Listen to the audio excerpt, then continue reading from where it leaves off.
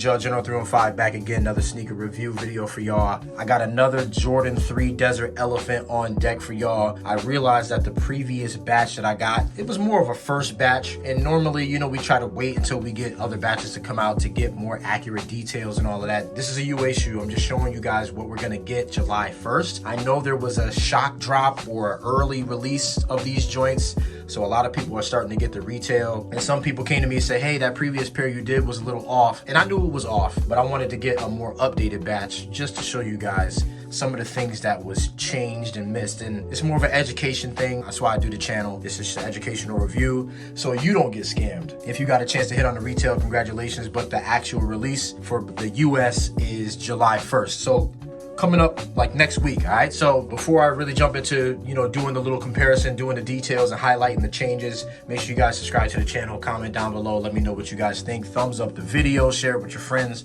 all that stuff that everybody else says. Make sure you follow me on Instagram. You'll find all the latest and greatest things that I have done, things that I will be doing, all of that stuff. And then make sure you guys follow us in Discord for Where the Cops. We got a really good community in there, and come in there and parlay with us. Projected resale prices, I don't know what the projected resale prices are. I think right now they're close to retail still because the shoe is kind of out, but not really. So you probably can still find this for around a retail price, maybe $20 to $30 above retail, but I think it's going to jump as time goes on. Really, I just wanted to bring this review to y'all just to highlight some details, some changes, okay? So in my previous video, you guys can see it. I will link it up above in the tag of the video. The shoe generally looks the same, but there are some upgrades to the UA batch. And like I said, they do these UA batches, they do them early, they do them based off the materials they think they're gonna have or pictures that's out. And it was accurate to a degree, but it really wasn't. Primarily the upper on the previous batch that I did was not correct, and I pointed that out in my previous video. This is more of the style of leather we're gonna get on this retail pair. The retail pair, it's not super tumbled like the previous pair I did. It's more like this, kind of a little bit of texture, but nothing crazy. It's a little bit of a flatter kind of leather with a little bit of pebbling texture into it, but nothing crazy. Toe box, where that brown was on the toe box, you see this texturing right here. This texturing right here on this toe box is more accurate than the previous pair. The previous pair really didn't have all these lines in it. That is something that is to be noted because the previous pair was technically off. It was kind of the right brown, but it was off. We all know that the UA3s have issues with the toe box. This one looks okay, but you guys kind of see right here how it slopes up.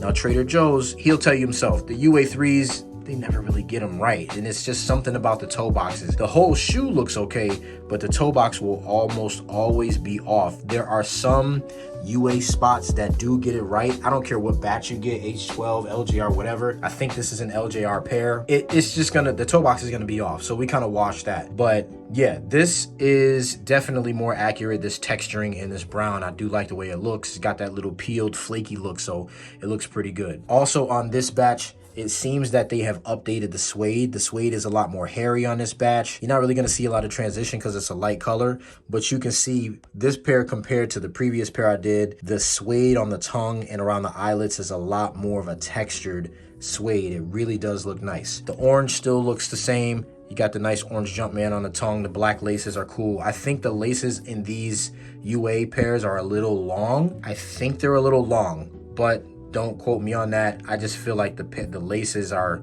too long for what they're putting in the shoes. They might need to go back on the laces a little bit. The midsole looks pretty good. That kind of stays true to the other pair. Midsole right here where the black is not as matted. It's okay. It's got like kind of like a semi-gloss to it, a little bit, like a little bit of a gloss. It's not like a high gloss, but it's not extra matted out either. It looks okay though, and that looks like the retail. The heel tab looks great on the shoe. No complaints there. The outsole of the shoe looks great. I think the orange is the same. It's nice and vibrant. It does look good. I do love the way that outsole looks. I can tell from the previous pair to this pair that the insole is pretty much the same. The tag is the same. that doesn't matter. That has not changed. It's still that polyurethane insole, and you do have the AJ11 and all of that other stuff down on the bottom of it, and it's the same stuff. It's nice and squishy. It feels the same as the previous pair. So that's pretty much the differences between the two batches that I wanted to make sure I pointed out for everybody, just for your education. So whoever does get UAs and all of that, you know, just make sure you're looking at your batches. If you buying the retail, you buying it off of somebody who's saying that they got the retail, just make sure you look at those differences. That tumbled leather on the previous pair was more of black cement tumbled leather, and it's not the same. It's definitely not the same. So if you see a heavy tumble on your pair, that's not correct. It's not correct. It's not supposed to look like that. That's a dead giveaway.